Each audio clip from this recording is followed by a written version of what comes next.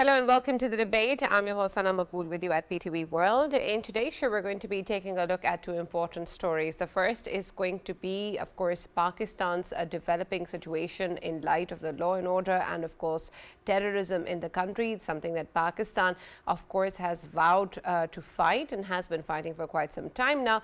But, of course, this also involves various political and religious elements that might have also taken another step forward towards this. And we've seen previously also that from many political and religious elements within the society, many lines have been crossed time and again. The most recent one, of course, coming in from TLP leaders, which have incited violence and have talked about a bounty on the Chief Justice's head, and of course have also influenced a large number of people to go against him and the judiciary. And so we want to understand then what sort of role the state of Pakistan will be playing in this regard in fighting these elements when it talks about the fight against terrorism as well. Earlier, we also know that there are a lot of ways in which Pakistan plans to fight terrorism, and also includes many such elements within the list of those who are harming the interests of the country, damaging the country, and of course also being part of terrorism, including digital terrorism, as was pointed out by DGI recently as well.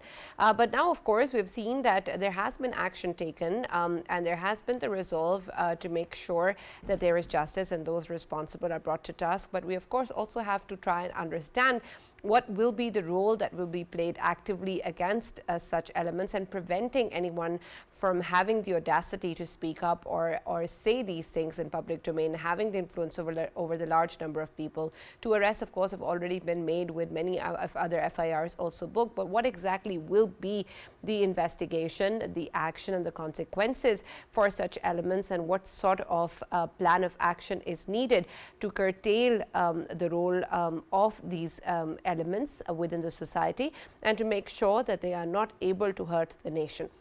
That is going to be our focus in the first segment of the show today. Our next one is going to be taking a look at what has been happening in Iran and, of course, in the developing situation with Gaza, Israel, and the Middle East. We have seen, of course, that the death of Ismail haniyeh is something that is bringing about more added controversy with reference to what can possibly happen within the Middle Eastern region. We've seen previously also that there have been attacks around the area which could be escalated into an all-out war, something that, of course, everyone worries about. But whether or not that is a possibility is something to be looked at.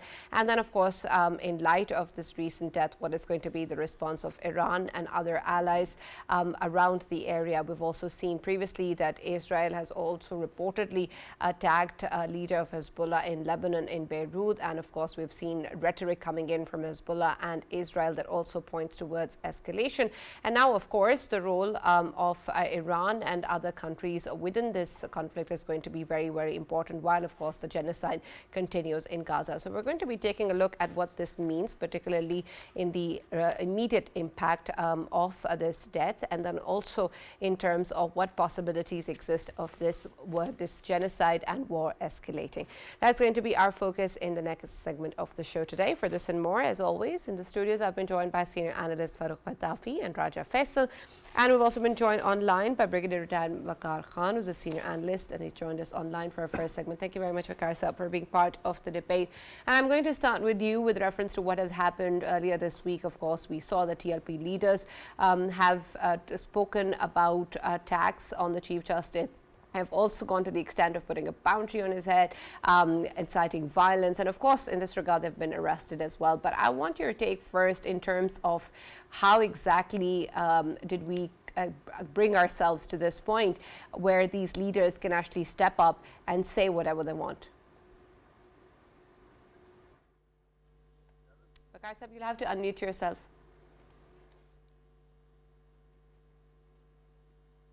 Yes, go ahead, please. Yes, go ahead. Unfortunately, Waqar sahab, I'm still unable to hear you. Let's try again. Waqar sahab, can you hear me?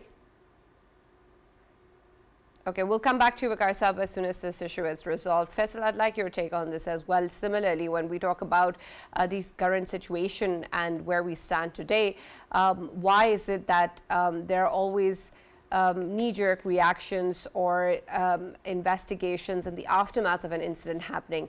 why isn't there a lot of emphasis on prevention? Because this is something that nobody is allowed to say. Then how come there are people who think that they can enjoy this liberty?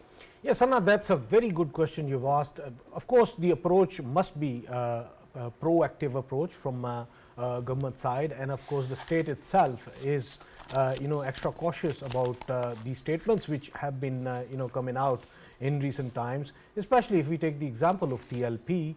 TLP is a party that is always associated with these kind of statements that are always considered as incitement to violence. And this very statement about Chief Justice of Pakistan, we were talking about Chief Justice of Pakistan, and if there is a case, that case of course is being dealt with by Chief Justice.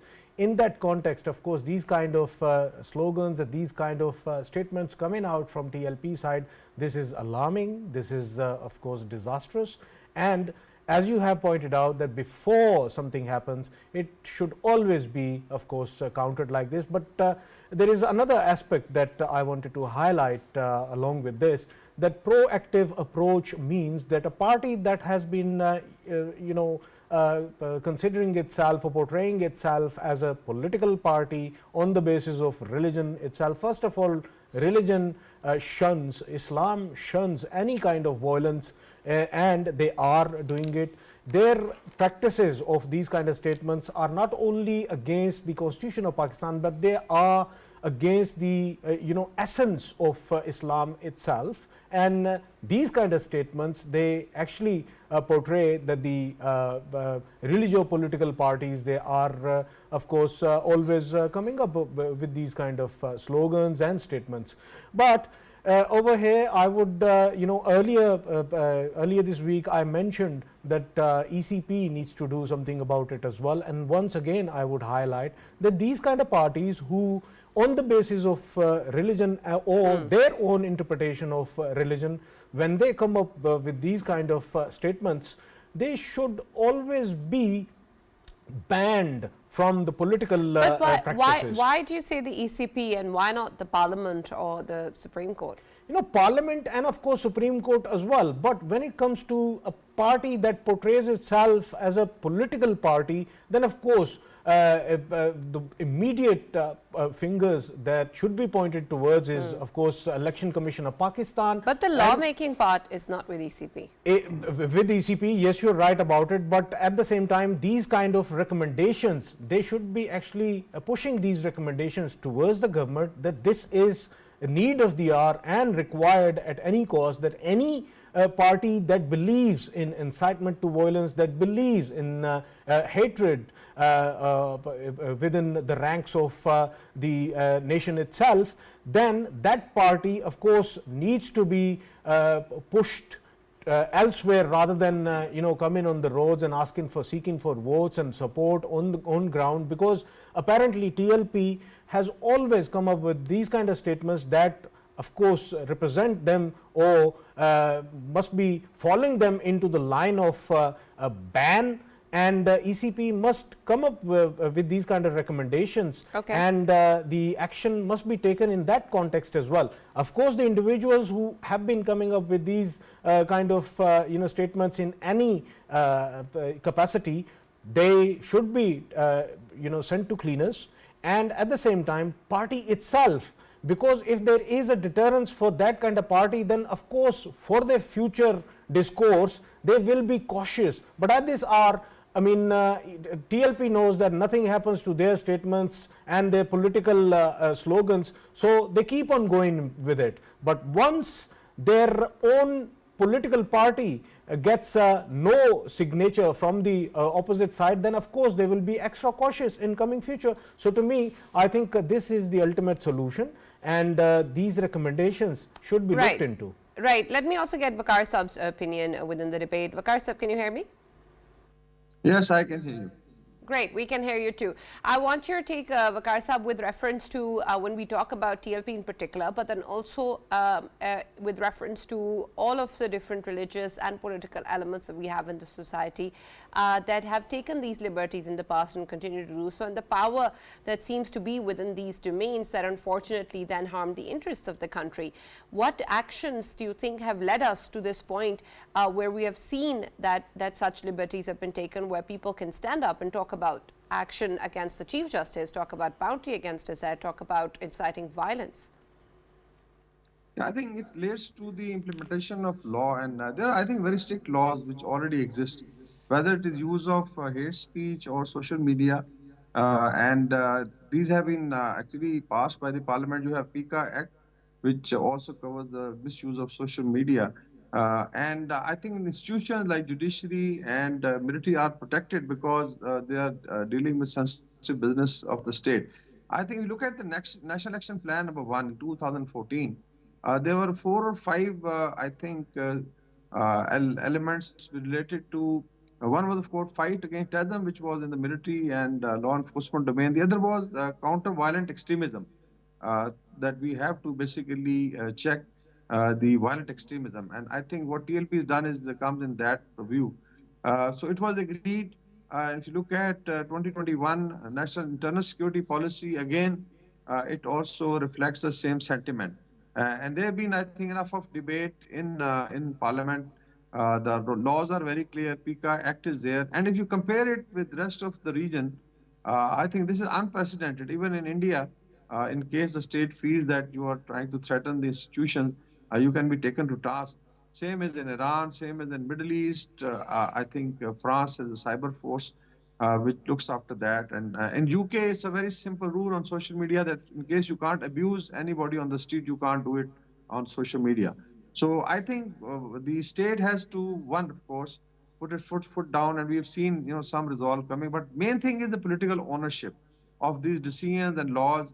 At time, I feel that political parties, even the liberal parties or the mainstream parties, they get blackmailed just because of sloganeering. And we have seen, even lynching of some innocent people by the mobs, where probably there was no evidence that somebody had committed blasphemy and all that.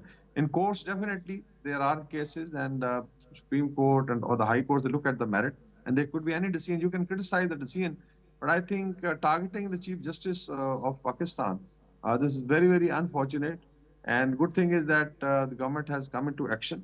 But I feel that one of score is the debate on media to sensitize the public, because if you look at weaponization of information, now this has become a tool where you can incite a mob like on Capitol Hill or 9th May, and then you can actually commit acts of arson or looting or maybe God forbid assassination of somebody. We've seen it in Bannu, how it was deflected the crowd. It was all through misuse of information.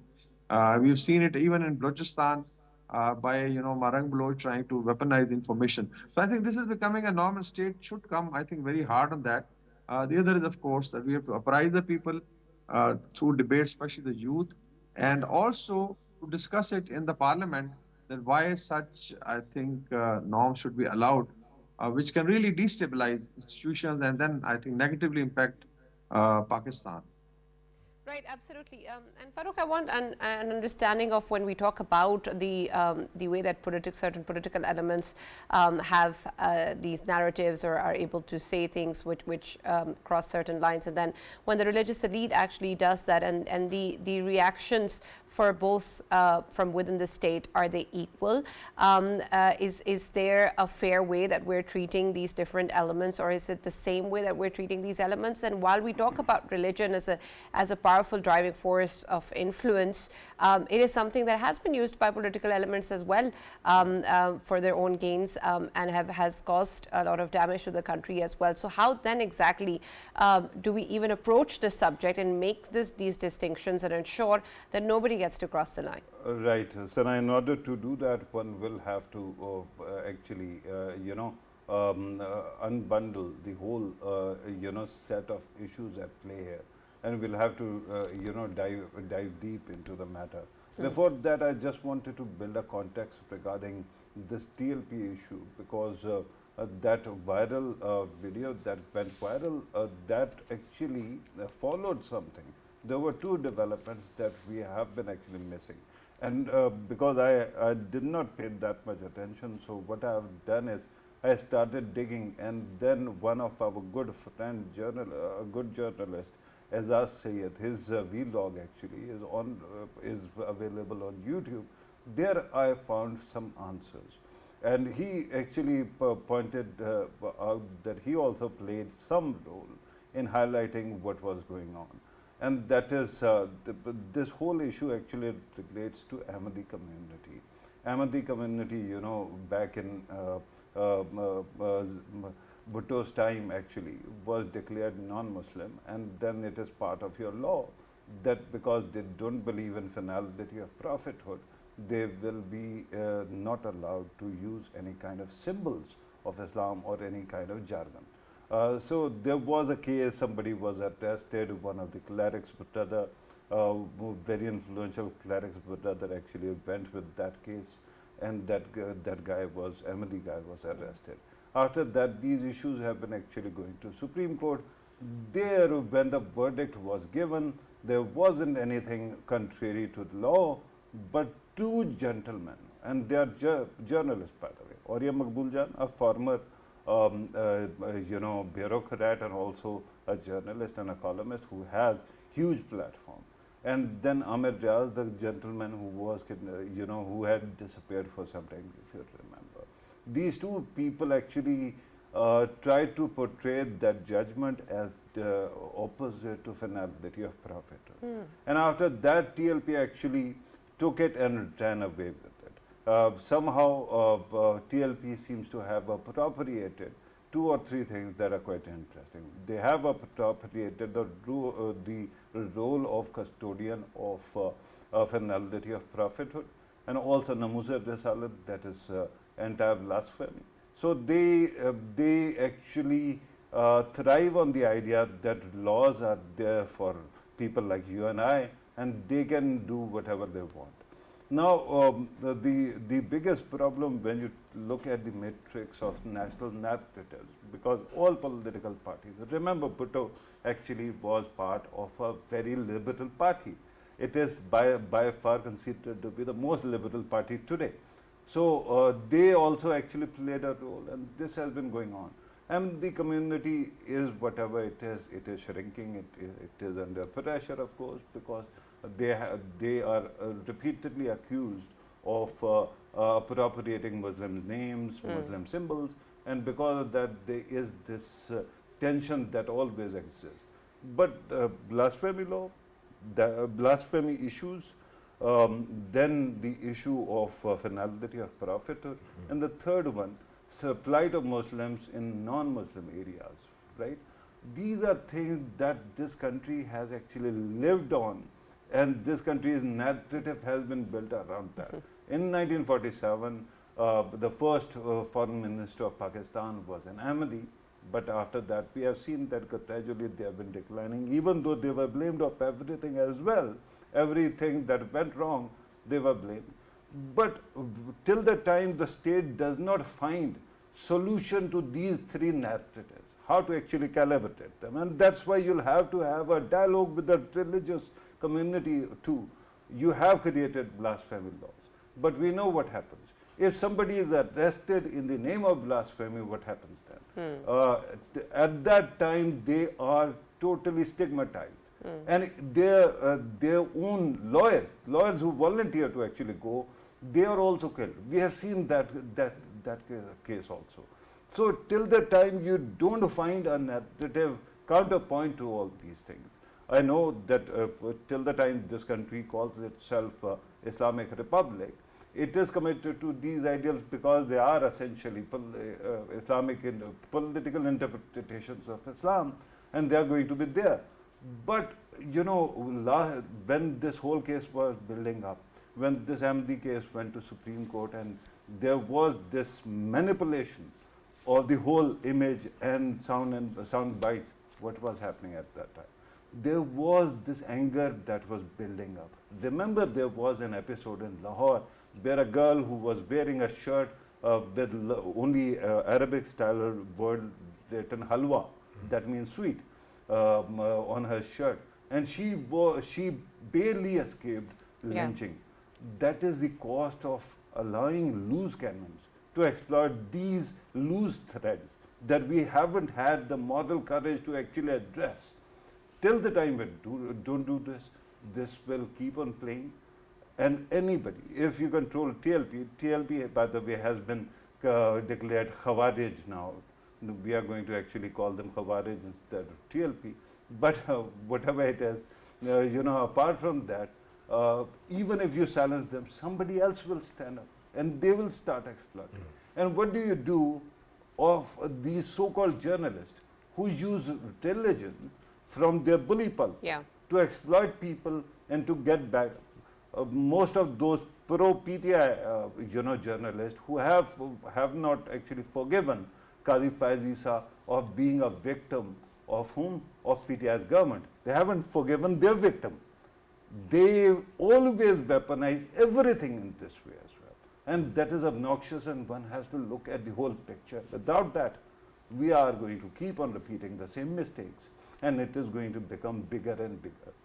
Absolutely. And Faisal, I want your take on this, because earlier you talked a lot about the emphasis, the ECP with the emphasis on that institution to actually do something. But the way that Farrukh has actually pointed out what really are the nuances involved, it seems that there are a lot of other elements that have the onus to fix the problem. And when we talk about these laws, when we talk about these nuances, it is upon the religious community, the scholars, the parliamentarians, the lawmakers, the judiciary, everyone to actually think about these aspects and its impact on society. Don't you think that these have a bigger onus than the ECP?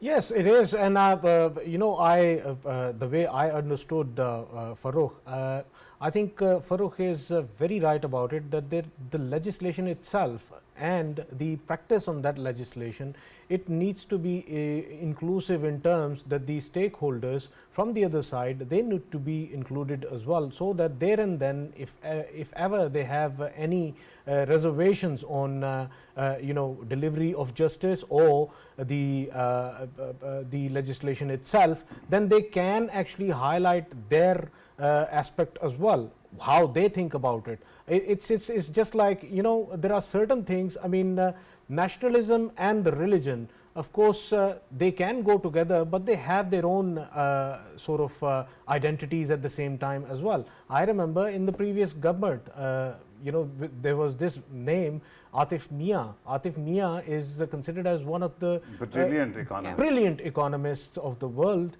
and he's someone who always gets echoed for of course highlighting the issues the economies face, and he comes up with the troubleshooting aspects as well. Once he was mentioned for the position of an advisor, economic advisor to the PM in the previous government, I'm talking about 2001, 2002, in that 2018. Yeah, 2018-19, and when his name was echoed, at the same time, I mean, everyone, of course, started saying that somehow government is going to be Ahmadi because he is going to become part of it.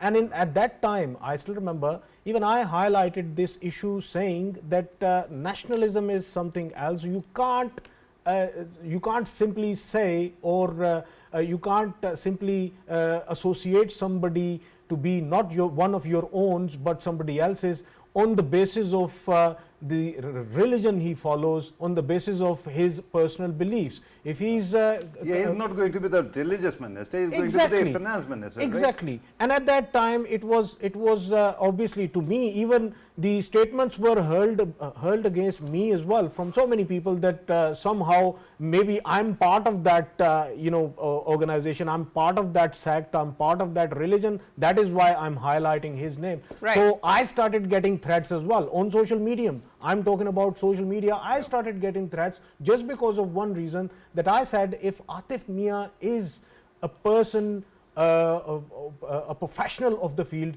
why not he? Why not he? hasn't he got a right to call himself a Pakistani? Hasn't he got a right to, of course, show his nationalism for this country?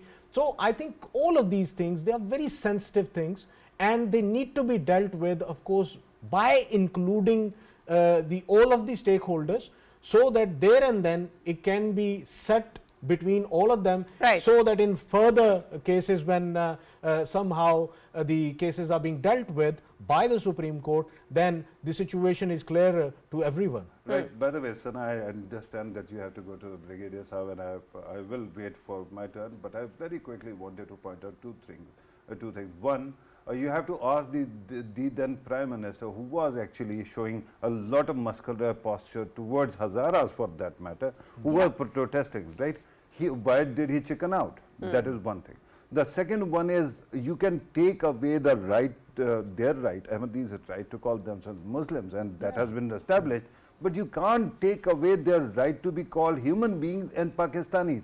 So what happens now is that there is a sleight of hand here. And what is that? They start calling everyone a murtad, that they are recently converted who actually abandoned Islam.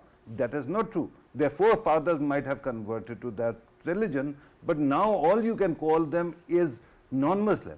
So according to certain interpretations of faith, if you are a murtad, you are liable to be killed. And that's why these guys keep hounding the small minority, which is, I mean, honestly, they are not even mentioned during the talks about minority rights in this country. I remember a workshop of BBC where they were teaching us how to work for rights of Shias, Hindus, Christians, and I asked, excuse me, where's the Ahmadi guy?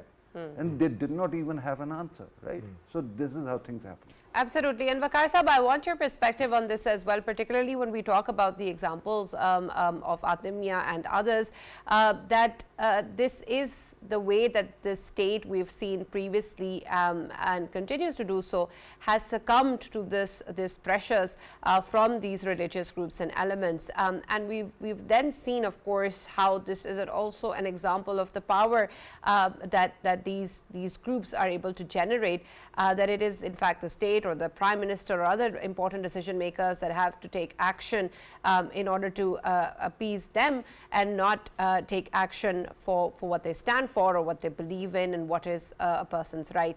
And so I want your take on what sort of power or influence do these groups actually hold over the state, over the governments, over decision makers, that we actually see these examples happening where such important leaders of the state actually have to take action against their will? Yeah, I think, first of all, a correction. I think Pitafi sir mentioned that TLP was declared something. I think it is TTP which has been declared as Fitna al-Khawarij. So I think there is... I correct myself. I misheard it. My apologies. Yeah. I thought that it is basically TLP, TTP. Yeah, Okay. it is TTP. I think things are settled already. If you look at the constitution, and I think was rightly pointed out, the 1974 constitution, when the Ahmadis were declared as non-Muslims. So definitely there is a demarcation, and they enjoy all the rights of what all the minorities enjoy. I think that should basically settle the debate. But when it comes to, let's say, counter-violence extremism, and why there is a need for that, we actually need to basically educate. Although it may be, it may appear that it is very late and probably lines are already drawn. But I feel that through discourse, like I'll give you example of Islamic Nazariyati Council. Somehow I've been going there in last month, and they've been able to, I think, resolve a lot of things, because all I think ulamas from different sects are representative there, and there's a lot of debate on the issue, and then they forward the recommendations. It's a beautiful forum, and I am sure that if the ulamas sit together, and in Islam also there's a concept of ijtihad, in case you have a problem, let's say, which is a new problem or which requires some creative solution. So you basically apply ijtihad, and then you promulgate it. Unfortunately, as far as I would say religion is concerned, somehow it has been left out to the less privileged and less educated. I remember a book by Dr. Ishut San, which actually mentions that we are creating 4 types of human beings. people going to madrasas because of being disenfranchised, having no resources. They live in their own bubble. Then you have, low middle class going to government schools. Then there are public schools, and then there are elite schools. So there's a big gap even in the education system. Actually creates this problem, which is the root cause of so much of. We were in Swat, and there was a discussion how Tariq-e-Taliban Swat at that time rose, and one reason was the class gap between the affluents and their peasants. And this was also, when the gun came to the peasants, they became terrorists. So all that, I think, to cut it short, things are very clear in the constitution. Right. If somebody is part of the minority, they should behave like minority, but they should also, I think, have all the rights that the minorities exercise. And because they're definitely part of, they're Pakistanis, they are very much Pakistani nationals, and they should be given that. But in the same manner, I think, in the same under the same law, they should not be violating, let's say, because the community at time has, violated certain norms by, basically assimilating with Muslims. That is not allowed. So I think there's a fine line. But main thing is to address the larger issue, that is to educate the masses. Youth is quite aware. Social media can be used for misuse, but it can also be used constructively. And I think through informed debate and forum like Islami Najati Council, I think we can solve the problems and have a Pakistan. 2047 is not very far away. We'll be completing 100 years. So we're looking at what kind of Pakistan we need. Right, and Waqar Sahab, I of course I understand that what the law states, and of course what exactly the lines are. But unfortunately, I feel there's also a tendency of somehow blaming the victim as well, because there's been so much persecution that we have seen, so much lines being crossed when we also talk about those that have targeted certain communities. If it was only what the law states, perhaps this problem would not have been there. But I also want your take on the blasphemy law as well, because when we talk about what it means and the way that we've seen the unfortunate incidents happen, it seems that there's a lot of misinterpretation.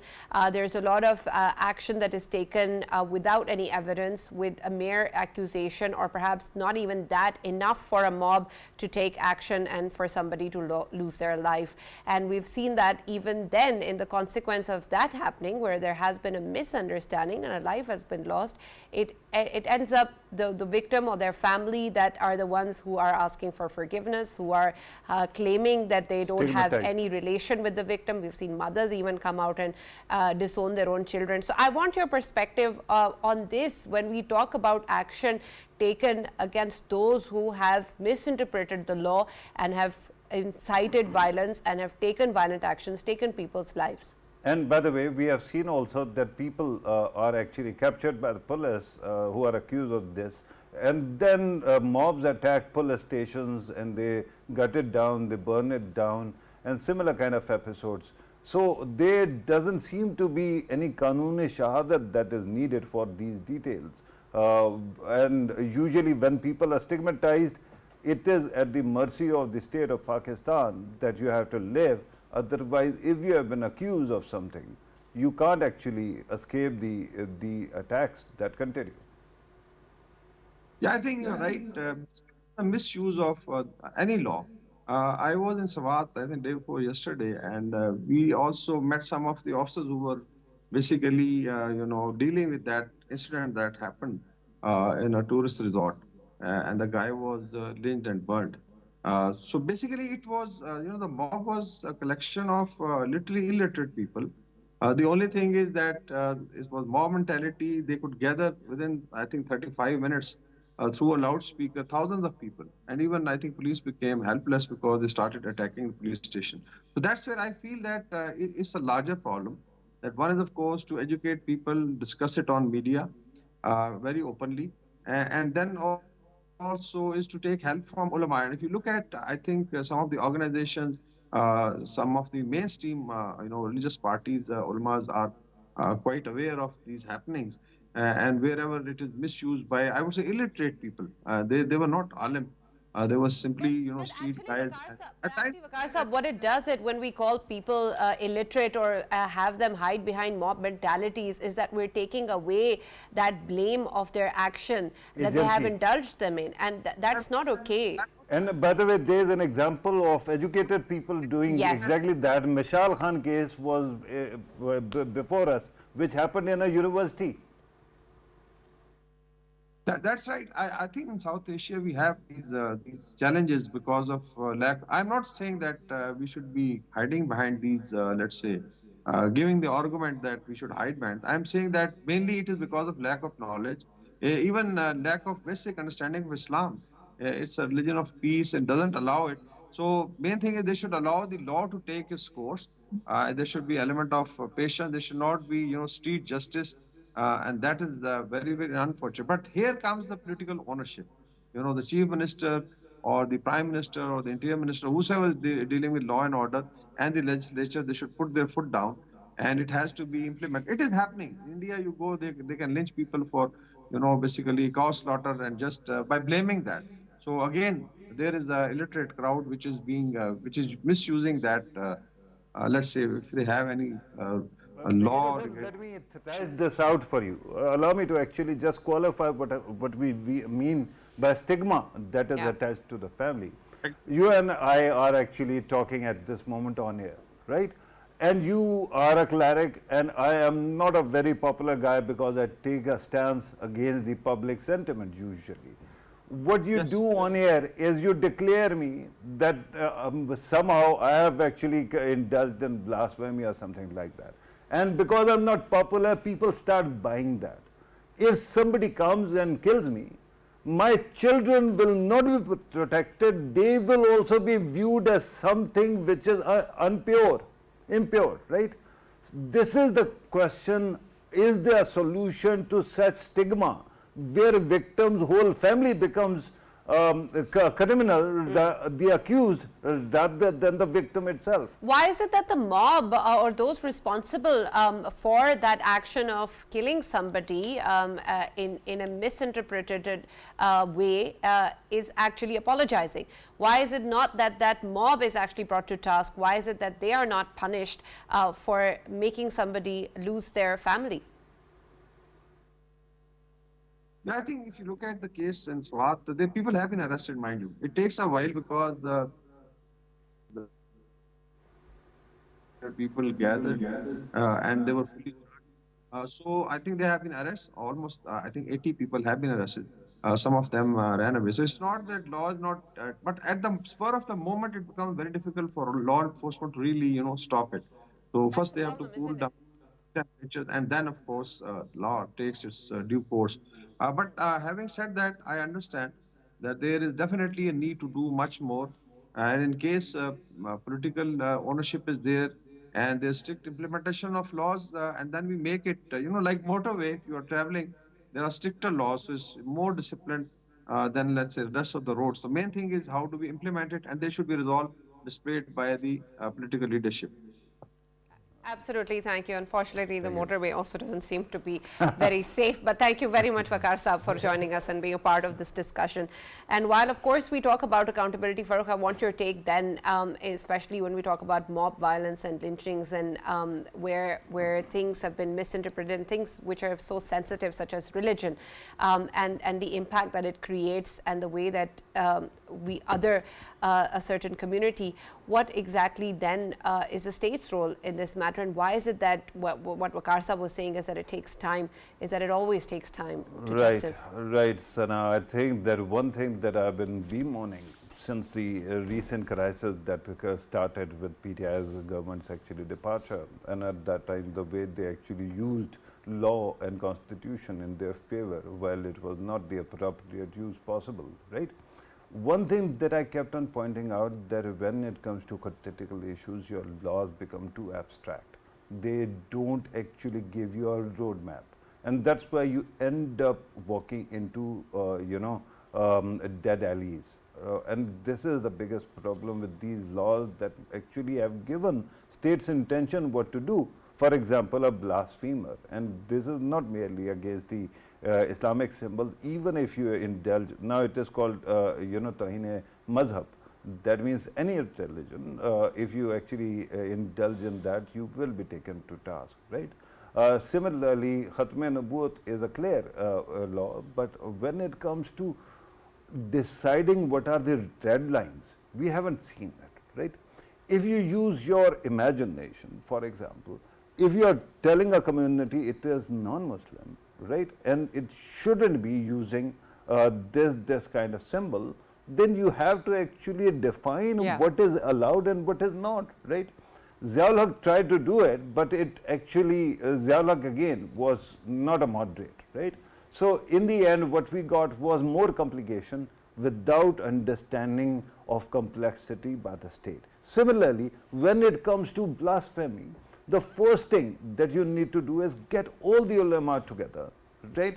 If there was a dictator, he could have actually used, and General Musharraf actually tried that kind of tactics also. There used to be mention of, Mustafa Kamal actually getting everybody on board and sinking them in a boat or something like that. But get all the clerics together and ask them to thrash out what is Qanun-e-Shahadat. If somebody is accused of blasphemy, how do you prove that he has actually done it? Last time I remember there was this kid back in 90s that was actually finally let go by the Supreme Court of Pakistan. And in that, somebody, a cleric, had accused that boy of actually painting something on the wall of a mosque and then cleaning it, right? What happened? The three courts, remind you, right? The local court, the appeal court, then the high court had actually given that boy death sentence. And then it goes to Supreme Court. What happened? Supreme Court asked what exactly was said. The cleric was not ready to volunteer that. And he was asked, is this an evidence? He said, no, it was cleaned. He was then asked, do you have any shahadat, right? Any witnesses? And he said, I was the only person who saw it. And mind you, after that, he was asked, okay, whatever abusive language he used, just use the first alphabet of that. And that cleric refused to even do that. And despite that, three courts had maintained death sentence. Wow. So if this is the state of affairs, if you don't thrash out these things, improve the law of evidence to ensure what are the deadlines and how to actually go about it, and what happens if a mob takes things in its own hand, till the time you don't use imagination, you will not even be true to your own law. Absolutely, absolutely, and these are of course really important aspects to this, and we hope that we can actually look into it and make Pakistan and the world a better place. We're going to quickly move on to our next segment, which takes a look at the death of Ismail Haniyeh and the impact that creates in the Middle Eastern region, and of course the possibility of escalation. And Faisal, I want your perspective on this first. We've talked about just yesterday the way that there is a possibility of escalation between Hezbollah and Israel and other countries actually also engaging, and now of course this death within Iran is something that again is causing discussions around whether or not we're actually moving towards that possibility. What do you think? Yes, Sana, this is of course a very good question and a timely question. Of course, we have been expecting that the talks would be held. Of course, Qatar was involved and then Egypt was involved in it as well. And of course, if we talk about Hamas itself, from Hamas side, the only person who was involved in these talks was Ismail Haniyeh. And Ismail Haniyeh, of course, eliminating Ismail Haniyeh, I don't see the talks taking place in coming future. And if we take the timeline of yesterday's events, I mean, while we were having our show yesterday, during that time the bombing took place in Beirut, and one of the top commanders of Hezbollah, he was eliminated first. And then right after that, what happened was, of course, right in the middle of the night, around 3 o'clock or 2 o'clock, local time 2 o'clock, Ismail Haniyeh, where he was residing, and I'm being told that he was residing in one of the compounds which was inhabited by army personnel and Iranian guards as well, revolutionary guards. and the veterans of the Iranian Revolutionary Guards, they were inhibited in there, and it is considered as one of the most secure place in Iran itself, and that is why it is being claimed that he was placed there. But there are several questions which are being raised.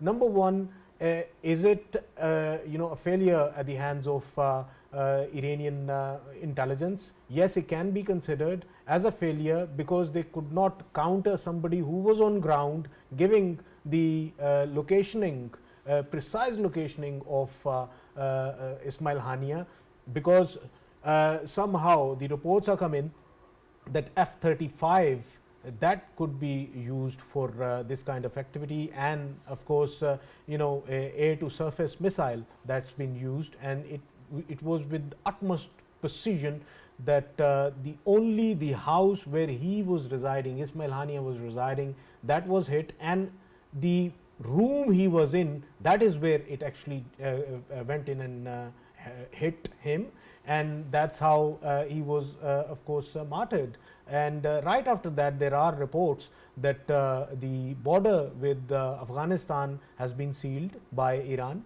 For what reason? That needs to be explored, and that is a very interesting development in itself. Maybe there were a few elements that actually gone into Afghanistan, or maybe thinking about getting into Afghanistan. Right now, of course, their all borders are sealed, and their investigation is taking place. But there are other questions as well. Why not presidential compound itself? Why wasn't he there? If the other other of the the invitees, they were on different locations, and of course quite a few of them. What are you implying? Quite a few of them, they were of course in the presidential compound as well. Right, but then what are you implying? You're implying Iran's involvement? No, I'm not implying on that whether they were involved or not, but somehow it's an intelligence failure, and they could not provide security to someone who was considered being very dear to the Muslim countries and Muslims at large throughout the world. Right. Ismail Haniyeh was being considered as a hero of the Muslims in these current circumstances, because he stood against the tyranny of Israel, the genocide which is being conducted. I mean, Ismail Haniyeh's whole family, previously we know that they have been eliminated. Only few weeks ago they have been eliminated as well, and this time around, of course, he's gone. He's someone who was into talks with